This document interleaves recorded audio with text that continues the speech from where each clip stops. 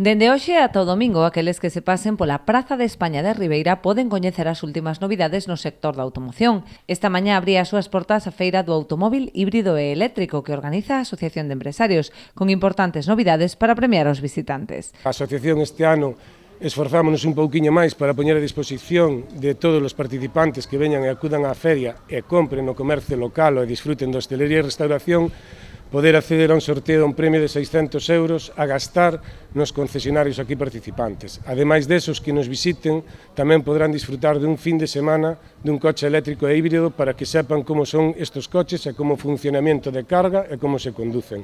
A feira ribeirense consolidouse nesta quinta edición como unha das máis importantes no sector, con 14 firmas participantes. Dende o Concello destacaron o pulo dinamizador que supón para a economía local acoller un evento destas características. Un evento que non ten outro parecido en toda a contorna e que, por tanto, está xerando un impacto económico e un dinamismo social tamén na nosa vila.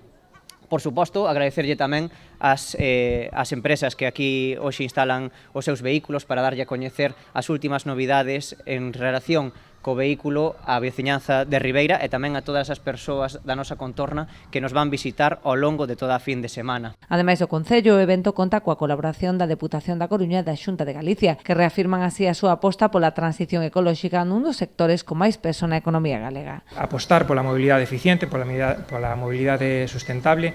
En ese sentido, nós sempre defendemos tamén unha transición gradual e xusta. Eu creo que estamos nun momento de transición enerxética, un momento de apostar pola electrificación da economía, pero para chegar a ese punto final hai un camiño intermedio que é moi importante, que non deixa ninguén atrás.